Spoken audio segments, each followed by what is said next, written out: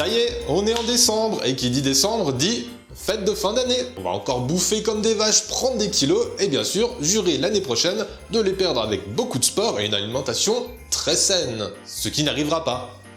Soyons honnêtes. Mais les fêtes, ça veut aussi dire les cadeaux. Alors je me suis dit pourquoi pas vous proposer une petite série de vidéos totalement subjectives pour vous faire des recommandations en termes de BD, de manga et de comics à offrir ou à vous faire offrir pour Noël. Je suis donc allé fouiller dans mes étagères pour vous proposer mes coups de cœur 2021, mes petits chouchous, les petites pépites que j'ai particulièrement aimées cette année. Et avec tout ça, j'ai décidé de vous proposer 3 vidéos, une spéciale manga, une spéciale BD et une spéciale comics. Et aujourd'hui pour commencer, on va parler de BD. Et pour des conditions optimales de vidéo, 2-3 petites précisions avant de commencer. Premièrement, ce ne sera pas forcément des sorties 2021, mais ce que j'ai lu et aimé en 2021. Deuxièmement, je n'ai pas établi de hiérarchie particulière entre les BD, la première ou la dernière ne sera pas forcément la meilleure. Et troisièmement, je vais essayer, je dis bien essayer, d'être aussi concis que possible, mais en vous faisant quand même une petite présentation de chaque. Ceci étant dit, on y va! Ma première recommandation, la série Mage, et plus particulièrement la série des Terres d'Aran. Les Terres d'Aran qui sont aujourd'hui ma plus grosse collection de BD et je pense peut-être même ma plus grosse collection de livres tout confondus. Du coup, vous doutez bien que ça va être de qualité. Le principe des Terres d'Aran, c'est d'avoir plusieurs séries d'albums à la fois interconnectées mais indépendantes, chacune étant dédiée à une des célèbres races de la fantasy, elfes, nains, gobelins, orques, etc. L'univers est extrêmement riche, avec beaucoup de livres publiés, mais l'avantage, c'est que chaque album fait le focus sur un seul personnage, avec un récit complet qui comporte un début et une fin, le tout s'inscrivant dans la grande fresque de l'histoire des Terres d'Aran. Et si vous aimez la fantasy, c'est vraiment très très bon. J'aime particulièrement parce que chaque histoire est assez inattendue, avec un développement qu'on ne voit pas forcément venir. Les personnages, malgré leur multitude à ce jour, sont pour la plupart relativement intéressants, ils ont chacun des caractères et des histoires relativement différentes des unes des autres, et que dire sur la partie graphique. Niveau direction artistique, c'est vraiment au top du top, les équipes créatives font vraiment un excellent travail, que ce soit en termes de design, de dessin ou de mise en couleur. On plonge vraiment dans la fantasy dans toute sa splendeur, à mi-chemin entre du Tolkien et du Donjons et Dragons, avec à la fois ses côtés féeriques, fascinants et poétiques, mais également sa face la plus sombre, horrifique et souvent dramatique. Franchement, c'est vraiment de l'excellente fantasy, avec un univers ultra riche et très cohérent, se partageant à la fois originalité et classicisme. Bref, j'aurais des tonnes de choses à dire sur le sujet, chose que je ferai sur une vidéo totalement dédiée. En attendant, je laisse faire votre curiosité.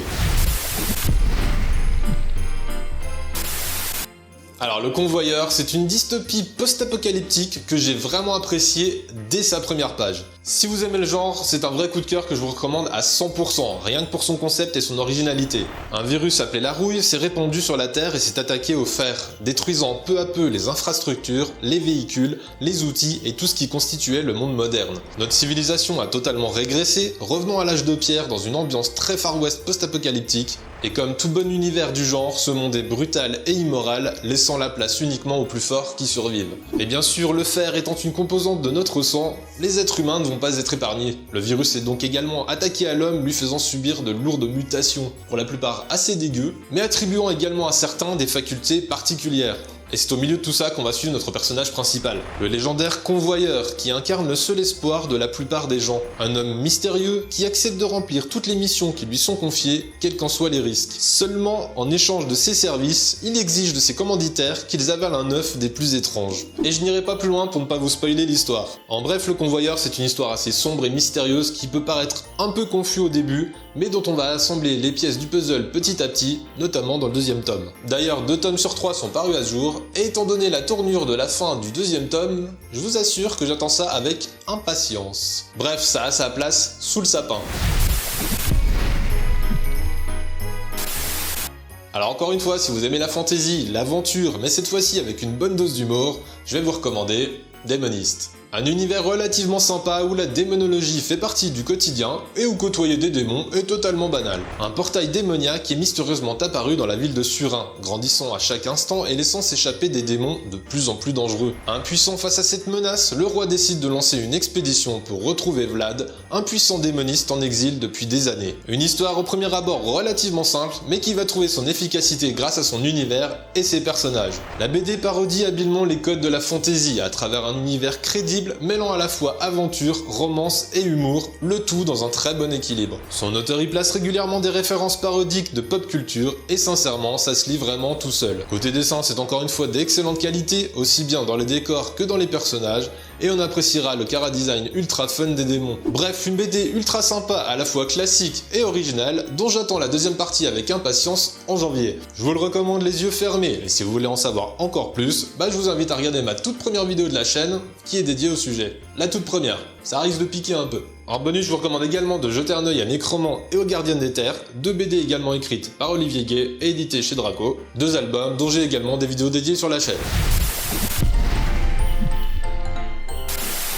Je vous conseille donc ici le dernier album de Nullbuck, Fier de Hache, où on retrouve la célèbre équipe de Bras Cassés. La petite parenthèse pour ceux qui ne connaissent pas le donjon de Nullbuck, c'est initialement une série audio qui parodie la fantasy et les jeux de rôle, pour vulgariser. Dans cet album, nos héros se trouvent encore dans une spirale d'aventure bourrée de problèmes, et cette fois-ci, ils doivent de l'argent à des nains, ce qui est loin d'être une très bonne idée. L'humour propre à Nullbuck est présent à chaque page, et les personnages sont toujours aussi déjantés. C'est fluide, c'est bien rythmé, et les événements s'enchaînent rapidement pour qu'on ne s'ennuie jamais. Côté graphique, les dessins sont excellents avec le style habituel de Nullbuck et une mise en couleur des plus réussies. C'est burlesque et drôle à souhait, sincèrement c'est un vrai plaisir à lire. En résumé, une aventure sympathique, bourrée d'humour et qui a vraiment sa place dans votre étagère, d'autant qu'on peut lire largement le tome sans avoir lu les autres. Et là encore une fois, si vous voulez une critique complètement détaillée, je vous renvoie à ma vidéo dédiée sur le sujet.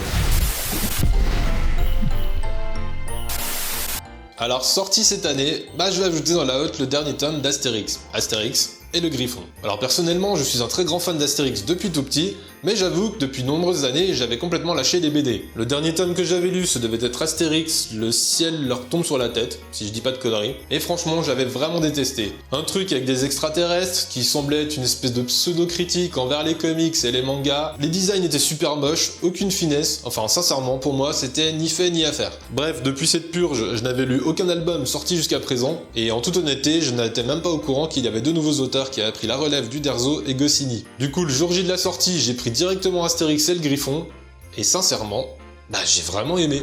Astérix, Obélix et Panoramix, bien entendu accompagnés d'Idéfix, partent pour un long voyage en quête d'une créature légendaire. Convoité par César pour faire sensation, le Griffon, créature mi-aigle, mi-lion, sera l'objet de ce périple vers des contrées lointaines et enneigées. Et pour moi, c'est vraiment une belle BD Astérix, avec de l'aventure, du dépaysement et l'humour propre à nos valeureux Gaulois. Les références sont présentes, les dessins sont magnifiques et l'on retrouve ce qui fait le succès de la licence. On retrouve quelques critiques sur notre monde moderne et bien sûr une bonne flopée de baffes bien placé dans la face des Romains. J'ai trouvé ça vraiment sympa, et sincèrement, c'est vraiment cool de voir que la licence n'est pas fichue, morte et enterrée. Et puis c'est Astérix, donc je trouve que ça a forcément sa place dans un cadeau de Noël. Voilà pour cette petite vidéo 100% objective de mes coups de cœur 2021. J'en ai sûrement oublié, j'aurais pu en mettre beaucoup d'autres, mais bon, ça aurait ressemblé beaucoup à une vidéo spéciale Draco Édition. Ça va de soi, mais n'hésitez pas à donner vos propres recommandations dans les commentaires, en toute objectivité vous aussi. On se retrouve sur la prochaine vidéo spéciale comics ou manga, je sais pas encore dans quel ordre je vais les faire. Donc n'oubliez pas de vous abonner et d'activer la cloche pour ne pas les louper. Et en attendant, de joyeuses fêtes. Ciao ho ho.